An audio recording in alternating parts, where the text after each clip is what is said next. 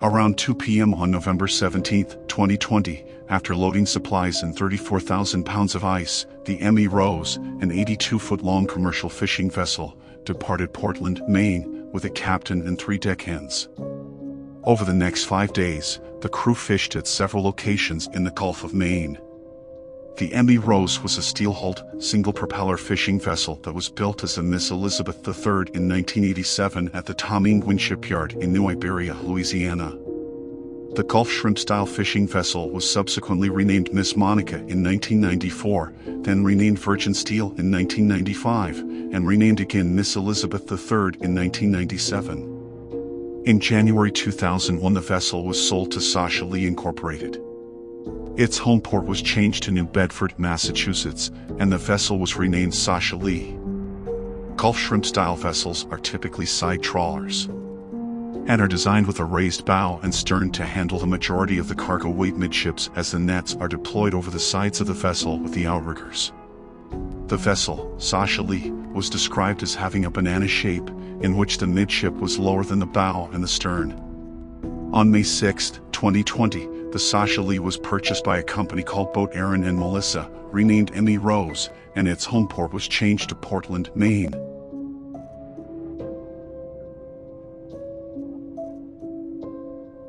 After being purchased and renamed in April 2020, the Emmy Rose completed its first voyage on July 30, 2020, and subsequently completed 12 fishing trips over 6 months. The average trip lasted between 5 and 7 days. Each time, the vessel departed Portland, Maine, and fished in the Gulf of Maine. The crew offloaded their catch in Gloucester and then typically returned to Portland. During the 12 previous trips, the average catch was about 36,370 pounds of assorted ground fish. The largest offload of fish from the Emmy Rose was 50,150 pounds on August 15th. The owner did not have a safety management system for the Emmy Rose, nor was one required. Each crew member was required to sign a contract, referred to as a fishing agreement, before joining the vessel as an independent contractor. The agreement addressed payment, fitness for duty, illness, injury, and other terms of employment. Each crew member signed that they agreed to obey lawful commands, refrain from intoxication, use, or possession of any alcohol, drugs, or narcotics, and that there would be no sleeping on watch. The owner stated that it was up to the captain to drug test the crew if he so desired. The owner and manager were not aware of any emergency drills that had been conducted aboard the vessel. The manager believed the captain was a qualified drill conductor but could not confirm. They stated that the captain would determine when drills were to be conducted. Previous crew members stated that new crew members would receive an orientation to the vessel, but no emergency drills had been conducted while they were aboard the Emmy Rose. There were no logs to document the testing of alarms and inspection of life-saving appliances, nor were they required. In early November 2020, during the trip before the sinking, an observer from NOAA joined the Emmy Rose for an 8-day fishing trip to collect data on fish species that were caught in each fishery area. Upon arrival, a safety checklist provided by NOAA was completed with no discrepancies. The observer recalled there were no emergency drills conducted during the voyage and that the crew fished around the clock. The time between hauls was about 5 hours, and the crew would rest between hauls. While the vessel was underway, the observer saw 3 crew members smoking weed as a daily occurrence pretty much in between each haul. According to the NOAA observer, the captain was not seen smoking but had fallen asleep at the wheel often and had left the nets dragging longer than expected, tearing the nets and requiring the crew to repair them 2 or 3 times. The Emmy Rose had 3 decks: the top deck, the main deck, and the lower level. The main deck consisted of the wheelhouse, which was elevated over accommodation spaces, and the working deck. The wheelhouse could be accessed through 2 watertight doors, or through the accommodation space. Accommodation spaces for the crew were located on the main deck a few steps below the wheelhouse. Accommodations consisted of 2 bunk rooms, a lavatory, and a galley. On the lower level, areas were divided into a forepeak, an engine room, a fish hold, and a lazaret. Around 4:38 p.m. on November 22nd, the captain of the Emmy Rose contacted a seafood distribution facility in Gloucester, Massachusetts, via satellite phone, to schedule the Emmy Rose's arrival and to make offloading arrangements. He reported that the Emmy Rose would arrive at the facility at 0600 on November 23rd to offload about 45,000 pounds of fish. According to the Vessel Monitoring System, VMS, after the phone call, the crew of the Emmy Rose continued to fish for about 4 hours before starting the transit to Gloucester. It is unknown how much additional fish was caught during these final hours. The captain and crew planned to offload the catch in Gloucester and head back out to resume fishing, a process that they referred to as a turn and burn.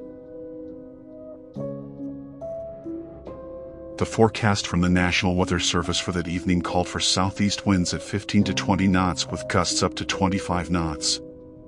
The seas were predicted to be about 5 to 8 feet high. The forecast called for patchy fog and a chance of showers after midnight. The fishing vessel Blue Canyon had been fishing near the Emmy Rose, and the captain described the seas as sloppy but nothing that the Emmy Rose couldn't easily handle. Throughout the evening, crew members used the vessel's satellite phone to communicate with shoreside contacts. At 6:48, one of the deckhands called his girlfriend and told her they completed fishing and were headed to Gloucester to unload the catch. He said he was at the helm but was being relieved to go to sleep. The girlfriend told investigators that the deckhand said it was the biggest catch they had ever had, and she heard other crew members in the background laughing, giggling, and so excited to be coming home. Around 10 p.m., a call was made from an unknown landline to the Emmy Rose satellite phone. The phone call lasted about 5 minutes. After this call, no other calls were made to or from the Emmy Rose. About 11 p.m., the Emmy Rose passed within 1.3 miles of the fishing vessel Blue Canyon. The Emmy Rose maneuvered away from the Blue Canyon and continued on its course for Gloucester. At 1 a.m. on November 23rd, the Emmy Rose was identified on the VMS to be 27 miles northeast of Provincetown, Massachusetts, on a course of 277 degrees at 7 knots. This was the last VMS position transmitted by the Emmy Rose. 30 minutes later, the Coast Guard received the first unlocated alert. They then attempted to contact the Emmy Rose several times via satellite and email. At 1:47, they received a confirmed alert with an updated position. Over the next 3 hours, over a dozen subsequent signals were transmitted as the APIRB drifted toward the northwest until it was recovered by the Coast Guard.